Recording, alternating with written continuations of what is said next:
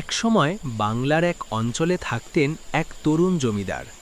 বয়সে তরুণ হলেও দায়িত্ববোধে ছিলেন পরিপূর্ণ। তার পাশে সবসময় থাকত এক বিশ্বস্ত নায়েব, যে আল্লাহর ওপর অগাধ বিশ্বাস রাখত। যে কোনো ঘটনা ঘটলেই নায়েব শান্ত কণ্ঠে বলত, আলহামদুলিল্লাহ। ভালো হোক বা মন্দ, সে বিশ্বাস করত আল্লাহ যা করেন ভালোর জন্যই করেন। একদিন হঠাৎ দুর্ঘটনায় জমিদারের হাতের একটি আঙুল কেটে যায়।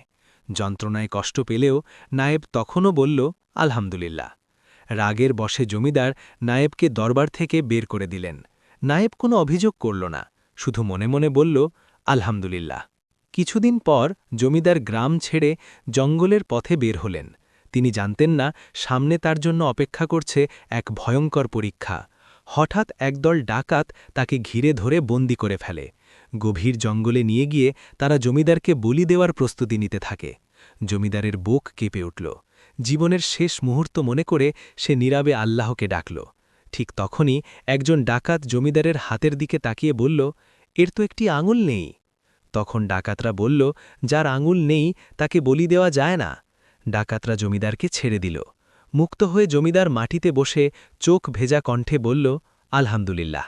তখনই জমিদার বুঝতে পারল, সেদিন আঙুল কাটা না গেলে আজ তার জীবন বাঁচত না।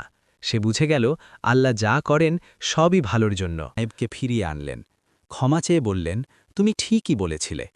নায়েব মুচকি হেসে বলল, হুজুর, যদি আমাকে সেদিন বাদ না দিতেন তাহলে আজ আপনার সঙ্গে আমাকেও বলি দেওয়া হতো। এই কারণেই সেদিনও বলেছিলাম আলহামদুলিল্লাহ।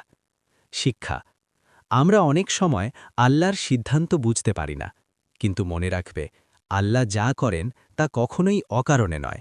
আজ যা কষ্ট তা কাল রহমত হয়ে ফিরে আসে। আলহামদুলিল্লাহ।